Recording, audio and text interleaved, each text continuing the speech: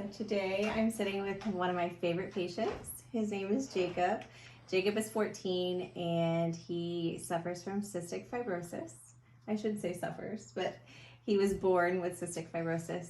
And now that he's maturing, I thought we should talk about reproduction and how his disease affects his future and his ability to bear children.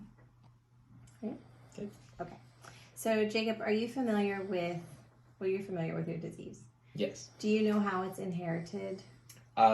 Yeah. So basically, in order for cystic fibrosis to be passed down to a child, both parents have to be at least a carrier of the disease, and even then there is about a 25% chance of it being passed down. Yeah, so we refer to that as being autosomal recessive gene, right?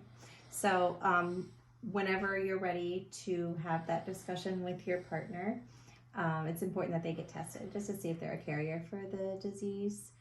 Because if you having the disease and her being a carrier, you would have a chance of fathering a child with cystic fibrosis.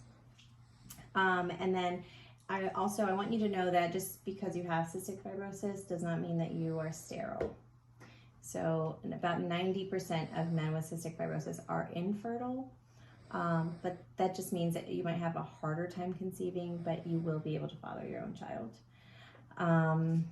So typically speaking, in cystic fibrosis, the vas deferens, or like that tube that carries the sperm out to the penis, it's either blocked or it's not present.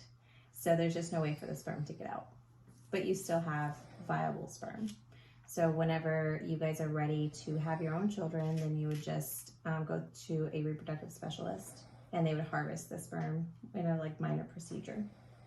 Okay, does that make sense? Yeah. Okay. So basically, just in about 90% of people who do have cystic fibrosis, just this tube is either just not there or is blocked in some way that doesn't allow anything to be carried anywhere. Yeah, very good. You want to show our audience?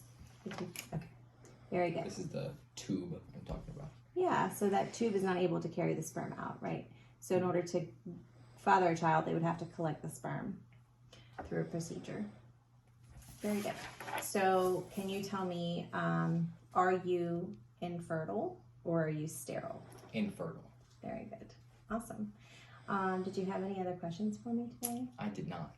All right. Well, it's been a pleasure. It's always good to see you. It's been a pleasure, yes. You're my favorite patient of all time. I'm honored. Mm-hmm. All right. Well, have a good day. Thank you. You too.